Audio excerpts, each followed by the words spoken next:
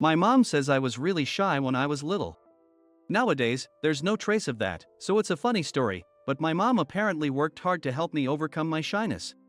I remember being made to participate actively in events with other kids.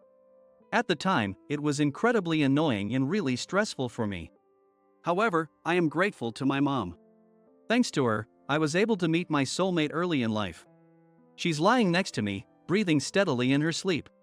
She is truly my soulmate. I'm Alex, 27 years old. I work as a physical therapist. I work at the biggest general hospital in town. I'm still pretty new and get scolded a lot, but I find this job fulfilling. So I am pretty proud of it. I got married earlier than any of my peers, at 23. That was 4 years ago. My colleagues were a bit shocked that I got married right after starting my job, and even my senior coworkers were surprised. But I decided long ago to get married right after getting a job. For me, it was just as planned. As I finished my lunch break and was about to get back to work, my phone lit up. It seemed I had a message. I quickly checked and saw a message from my wife, "I'll be late." A plain, simple message with no emojis. That's just like her. My wife, Emily. She works as a librarian at the state library. I first met her at that library. When I was in elementary school, I went to the library every weekend. I was there for the storytime sessions held on weekends. The children's book librarians would read picture books to us. Back then, I was very shy and my mom would take me to various events. I quickly realized that if I said I was going to the library, my mom would let me off the hook. So, when she tried to drag me somewhere, I would say I was going to the library and escape. That's when I discovered the storytime sessions. One day, while I was reading a picture book quietly at the library, an announcement came over the PA system about the start of a storytime session. Curious, I headed to the place mentioned in the announcement. There were already a few kids gathered there. Some mothers with small babies were also present. The area, located in a corner of the children's section, required us to take off our shoes and sit on the carpet. I remember feeling nervous about trying something new. As I waited with the others, the librarians who were usually at the checkout counter appeared, pushing a cart filled with books. There was a plump, smiling middle-aged woman and a tall young woman with glasses. I saw them often. But behind them walked a woman I didn't recognize. She had striking black hair cut straight across her forehead and looked a bit anxious. "All right, let's get started," the plump librarian said as she sat down in front of us. It seemed they were going to read to us. At first, I didn't expect much, but as the reading progressed, I got drawn into the story. Later, Emily told me that all librarians assigned to the children's counter were trained in storytelling and practiced regularly. They read research papers, studied child psychology on how to capture kids' attention, and they even worked on their voices and expressions. They were professionals. From picture books that even babies could understand to longer novels read over several weeks. They made sure the kids who attended regularly were never bored. My first experience at the storytime session was, to say the least, amazing. The librarian's storytelling skills were amazing and had us completely engrossed. However, there was one disappointing thing. The young librarian who walked at the back. When she started reading a picture book, for some reason, the babies would start crying. On top of that, her reading was so monotonous that it became boring. Even while cleaning up after the session, I remember she kept her head down and her shoulders slumped. Despite the senior librarians encouraging her, saying it's okay, she just sighed and smiled weakly. I thought it was interesting. I'm looking forward to next week." Before I knew it, I was talking to the dejected librarian, trying to cheer her up. She looked up, surprised, her eyes widening. In her big eyes, I saw my own desperate expression. "Thank you. I'll try harder next time." A hesitant smile. I think she was probably not very good with kids. Still, she squatted down to my level and looked me in the eye as she said that. "Thank you. I'm glad." It was the first time an adult had looked me in the eye and thanked me, and I suddenly felt so flustered I couldn't reply. While I kept silent, looking down, her slender hand gently patted my head. When she stood up, I smelled a floral scent. Now I understand it was probably her shampoo or something. But back then, I wondered why she smelled so nice. A few weeks later, that librarian was no longer at the storytime sessions. As a child, I didn't understand things like reassignments, so when I realized I wouldn't see her again, I felt a sudden wave of sadness and nearly cried. Her clumsy, monotonous storytelling was sometimes hard to listen to, but I admired her earnest effort. I'm home. Sorry I'm late. Welcome back. Was it a busy day? I checked the clock, it was just past 9 p.m. She should have been off by 5:30 p.m. if there was no overtime. I had a complicated research request. Emily, looking tired, massaged her temples as she headed to her room to put away her things. Meanwhile, I reheated dinner. We have an agreement that whoever is free does the housework. From the moment she texted about working late, I started planning dinner. Of course, when I'm busy or have overtime, Emily takes charge of the chores. Looks delicious. Thanks, as always. Emily, now in casual clothes, praised the dinner spread on the table. Let's dig in before it gets cold. Also, I have something to discuss, I said, as I was handing her soup. She tilted her head, curious. Next weekend, my department is having a party on a cruise ship. I'd like you to come with me. I work in the rehabilitation department at the largest general hospital in the area. Occasionally, we have these social gatherings. Really? Can I join? Won't it be expensive? Emily looked concerned. It's true that many doctors live extravagantly, with spending habits that are quite different from ours. Once, I almost got taken abroad on a whim. This time it's part of our employee benefits, so it's free. Emily smiled with relief at my words. She glanced at the calendar on the wall and nodded in agreement, saying okay with a satisfied look. Your birthday is coming up, so let's celebrate then. Then it's settled. I was so happy that I bounced a little on the spot. Introducing Emily to my colleagues and having a rare dinner out together was an exciting prospect. I wouldn't get in trouble for being a little giddy. Seeing my excitement, Emily smiled a bit, amused. I reunited with that dejected librarian when I was a sophomore in high school. I had continued going to the library. After entering middle school, I often studied for exams in the library's study room rather than at home.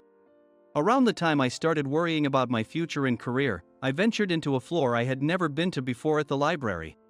The third floor housed medical and business-related books. It was completely different from the second floor I usually used. It was very quiet, and most of the people here were college students. There were even private study rooms available by the hour. I wandered through the shelves, looking for books about physical therapy, a field I had been interested in.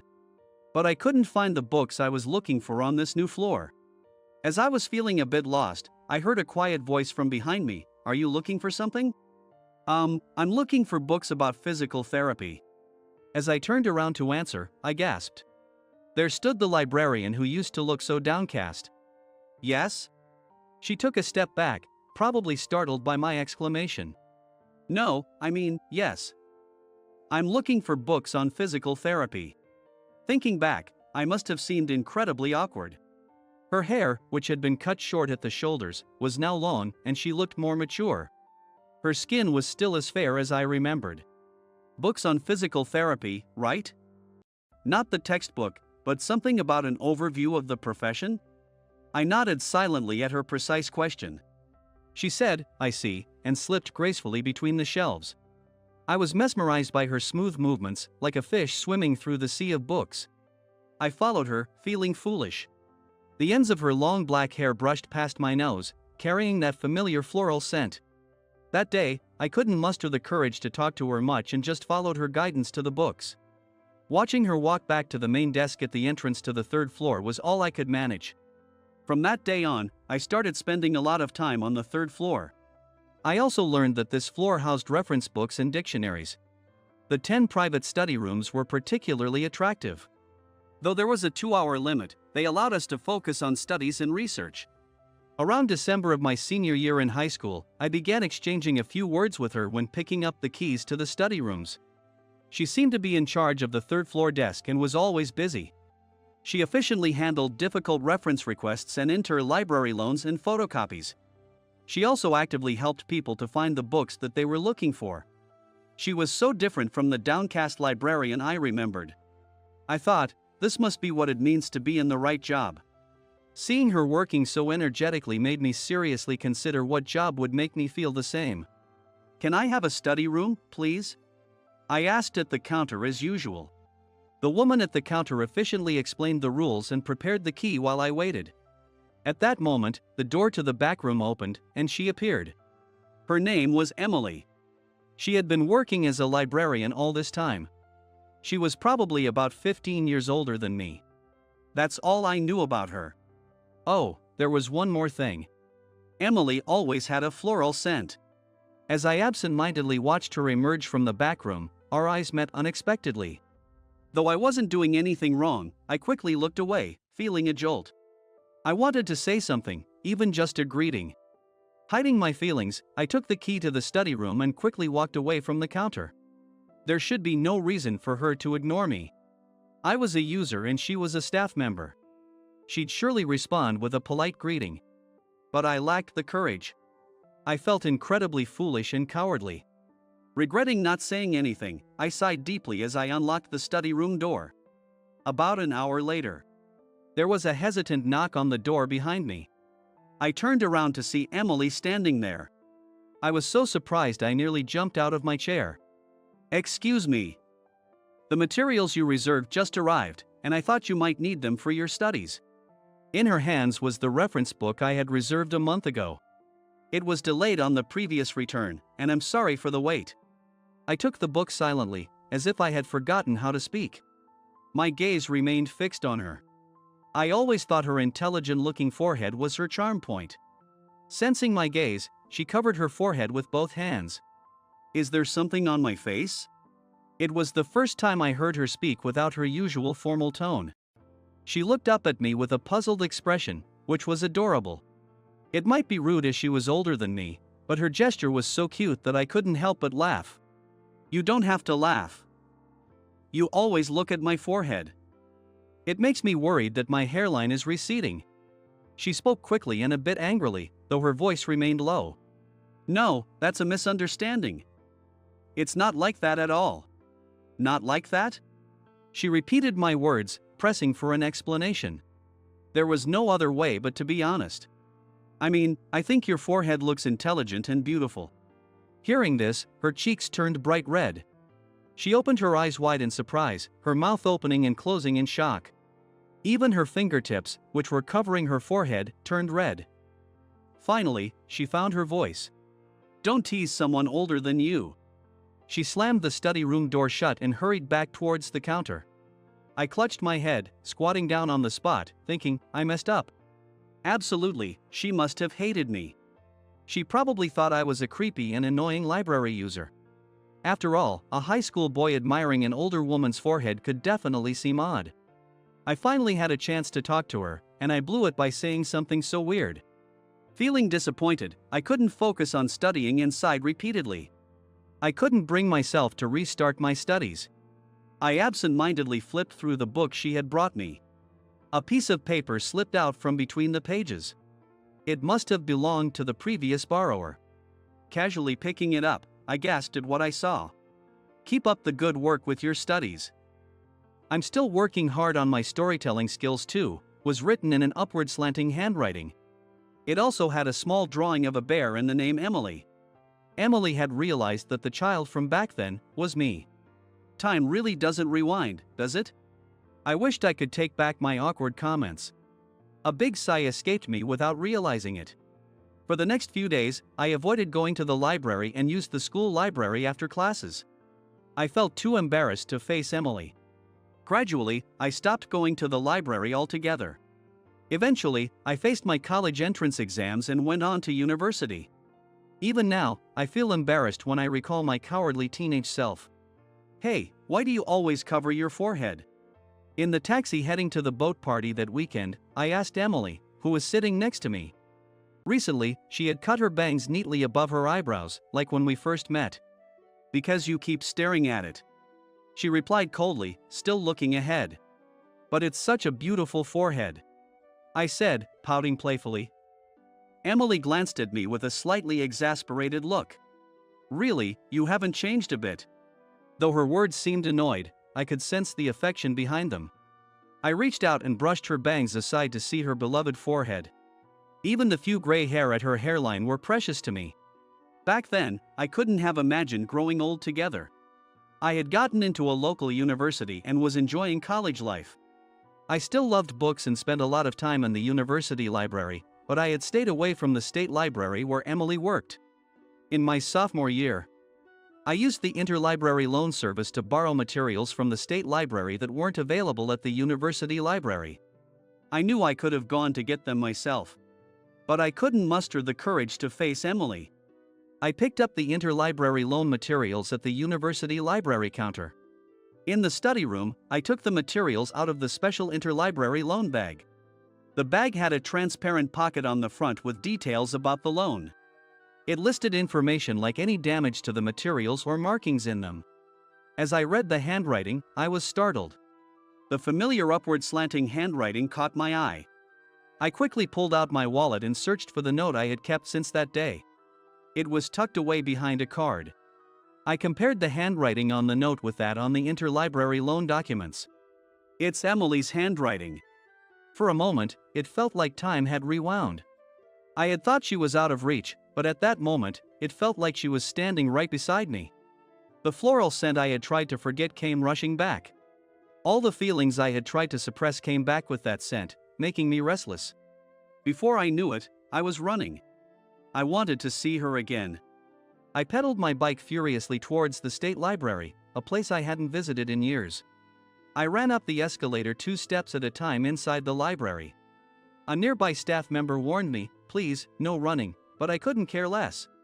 By the time I reached the 3rd floor, I was out of breath, and my forehead was slightly sweaty. I glanced over at the checkout counter and saw Emily at the computer on the far end. Her long bangs seemed to be in the way, and she kept brushing them back as she worked on some documents. She was probably working on interlibrary loan documents.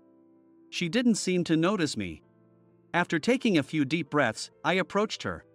Seeing her for the first time in years, she looked smaller than I remembered. I walked cautiously. She was so focused on her work that she didn't notice me. I stepped in front of her, and my shadow fell across the documents she was working on. Realizing someone was there, she looked up from her papers. While still working on the computer, she asked, "Do you need to check something out?" I've been studying hard," I said. Emily looked up at me suspiciously. "It's been a while. Sorry for not coming sooner." I realized how much growing up changes things. I didn't hesitate to talk to her. I guess I had become bold enough with age. Seeing my face, Emily's mouth fell open in surprise. I've been wanting to thank you for a long time." I was desperately trying to keep the conversation going. Suddenly, Emily snapped back to reality and quickly covered her forehead with both hands. Her gesture left me momentarily speechless. "Shall we start with renewing your library card?" she said, still covering her forehead and speaking in a businesslike tone. The contrast was too funny, and I couldn't help but laugh. "Wait, no, that's not fair," I said, trying to stifle my laughter. "Even after all this time, you're still rude," she said, blushing all the way to her neck. I watched in wonder as her pale skin turned red. Seeing her glaring up at me with her face all red, a warm feeling rose up in my chest. I decided to voice that feeling. I resolved to move past my cowardice. "Please renew my library card, and after closing, I'd like to check you out, Emily," I said, handing her my card. Her already red face turned even redder. Even her fingertips were red as she took my card. Trying to type on the computer with one hand while still covering her forehead, she kept making error sounds that echoed through the quiet floor. Given up, she finally used both hands to operate the keyboard. She then pouted and muttered just loud enough for me to hear, "You've become quite cheeky." When she handed back my renewed library card, there was a small sticky note with a phone number on it. "The library closes at 8 p.m. on weekdays," she said formally, then covered her forehead again and signaled with her eyes for me to leave. I felt like laughing again but managed to hold it in. The lavish boat party was filled with well-dressed people of all ages. There was a dress code, so everyone was dressed appropriately. My colleagues looked different from how they do during the day, and it was hard to recognize anyone at first. Many staff members from other hospitals in the same network were also present, so there were many unfamiliar faces. Big hospital parties are really something. It's almost overwhelming, Emily said, wide-eyed and overwhelmed as we settled at our designated table. Yeah, it's also a place for people to show off, I replied, making Emily smile slightly and mutter, cheeky. Her muttering brought back memories and made me feel a bit ticklish inside. Hey, about the old days, I started to say to Emily, but someone tapped me on the shoulder from behind, startling me. Hey, are you Alex? Do you remember me? The overly tanned man who spoke to me seemed familiar. Is that you, Mike? Long time no see. Since high school graduation, right? The man speaking familiarly was my high school classmate, Mike. We had spent 3 years in the same class but didn't have much interaction. He belonged to the flashy group back then. I had heard rumors that he started a successful medical venture. So, you're in the medical field now? Not a doctor, maybe a radiologist? Mike seemed curious about my position and probed. I'm a physical therapist, I answered quickly, not wanting to be probed further. Mike gave a triumphant smirk. If I had said doctor, he probably would have reacted differently. I remembered how he always used to belittle others in high school. Alex, who's this? Emily, who had been standing beside me, finally spoke up. Mike, noticing Emily for the first time, looked her up and down silently. Oh, this is my high school classmate, Mike. He's a CEO of a venture company now. I introduced Mike to Emily. Mike continued to scrutinize Emily with an appraising look. Nice to meet you. I'm Alex's wife, Emily said politely, despite Mike's rude behavior. As she lightly bowed her head, a floral scent filled the air. What? Your wife? I thought she was your older sister, Mike said loudly. His tone was clearly mocking Emily and me. I felt a surge of anger and was about to step forward, but Emily, still silent, stopped me. So, you weren't interested in the girls in our class because you liked older women even back then, huh? Mike flared his nostrils triumphantly and taunted me with his words. His voice was unnecessarily loud. It felt like he was broadcasting it to everyone nearby. So, you're living off your wife, huh? He added. At this point, I couldn't stay silent anymore. But before I could confront him, Emily stepped forward. She looked Mike up and down, just as he had done to her. Mike seemed irritated by her scrutiny. After a thorough look, Emily turned to me. He doesn't look like a CEO. You are much more handsome and wonderful. Maybe character really does show in one's appearance, she said. Unlike her usual soft-spoken tone, Emily spoke loudly. What do you mean by that? How rude, Mike said. Mike's voice, now laced with anger, echoed. He glared at her with a look that would intimidate most women. However, Emily, used to handling complaints at the library, was completely unfazed. You're the one being rude. My husband made a great choice in life and is living happily. Your attempts to demean others in public only show on your face. Maybe you should look in the mirror, she said, her voice strong and steady. Mike's anger began to wane as Emily's confident demeanor and words took effect. The people around us began to give Mike disapproving looks. I could see worry starting to appear on Mike's face. And no wonder. He ran a medical venture. In a gathering full of medical professionals, having bad rumors spread about him would be disastrous. But it was already too late. I saw the wife of Dr. Anderson, director of the hospital I was working at, frowning and whispering while giving Mike a reproachful look. She was also 12 years older than Dr. Anderson, a similar situation to mine and Emily's. The insults directed at us probably felt personal to them as well. Evidently, I noticed a blue bulging vein on Dr. Anderson's temple as he sat next to his wife. You old hag. Isn't it shameless to marry a younger man? Mike shouted, sealing his fate. Dr. Anderson signaled for security, who quickly approached. Mike, looks like your ride's here, I said as security arrived and escorted him out. Then, before we knew it, Mike was being escorted to the exit. Once he was completely out of sight, Dr. Anderson's wife started clapping. The rest of the room joined in, applauding in unison. The room filled with applause. Feeling embarrassed, I looked to Emily for help. We apologize for the disturbance, Emily said, bowing her head and looking at me. I quickly bowed my head as well. I don't remember much of what happened next because I was too nervous. We were invited by Dr. Anderson's wife to join their family for dinner. For me, dining with the head of a large hospital was surreal, and I couldn't even taste the food. The one thing I remember clearly is Dr. Anderson, in high spirits, extolling the virtues of having an older wife. Emily, meanwhile, shyly recounted our story to his wife, who had asked. Her profile looked so proud, and it made me happy. I'll make sure she never regrets choosing me. Watching Emily's profile, I made that vow in my heart. Suddenly, she noticed my gaze and turned to look at me. Realizing I was staring, she instinctively covered her forehead with both hands, brushing aside her bangs. That gesture was so amusing and endearing. Older? That doesn't matter. Meeting someone so precious is a miracle. I am proud of my younger self for not missing the chance,